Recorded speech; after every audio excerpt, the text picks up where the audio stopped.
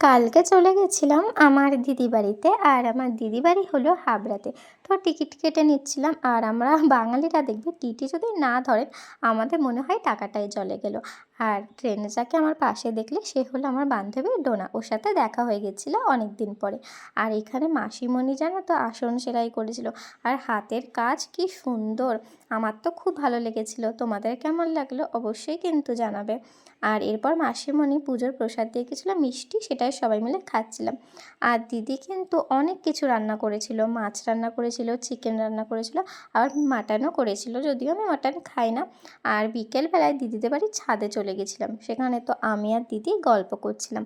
আর দিদি বাড়ির ছাদে কিন্তু অনেক সুন্দর সুন্দর ফুল গাছ আছে। তোমাদের একটা ভিডিওতে পোস্ট করব, তোমরা দেখো, তোমাদেরও ভালো লাগবে।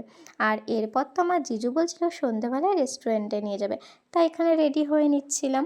আর এখানে সাজগোজ করতে করতে দেখি দিদির ড্রেসিং টেবিলে একটা সুন্দর জিনিস রাখা। আর এইটা কিন্তু আমার দিদিই করেছে। আর এই ওয়ালের কাজটাও কিন্তু আমার দিদিই করেছে। তোমাদের কেমন লাগলো অবশ্যই কিন্তু কমেন্টে জানাবে। আমার দিদির হাতের কাজ তো আমার খুব ভালো লাগে। আর এরপর দেখি যে অ্যাকোরিয়ামে মাছগুলো কি সুন্দর খেলা করছিল। এরপর তো বেরিয়ে পড়লাম আর চলেও আসলাম হচ্ছে দ্য স্কাই লাউঞ্জ ক্যাফেতে। এটা হচ্ছে কি মানে একটা রুফটপের মধ্যে, কিন্তু খুব সুন্দর, আমার খুব ভালো লেগেছে। ডেকোরেশনটা কিন্তু খুব ভালো ছিল। আর এটা কিন্তু সেলফি জোন ছিল, এখানে সবাই সেলফি তুলে নিচ্ছিল। আর আমি তো মানে পুরো বলতে পারো চারিদিকটা একটু ভিডিও করে নিয়েছিলাম। আমার খুব ভালো লেগেছিলো ডেকোরেশনটা। আর এরপর আমরা বসে গেছিলাম আমাদের টেবিলে। আর আমরা মানে ফার্স্টেই অর্ডার করে নিয়েছিলাম কফি। কফিটা যে খুব ভালো খেতে হয়েছিল তা না, কিন্তু মানে সবাই মিলে কিন্তু খুব এনজয় করছিলাম।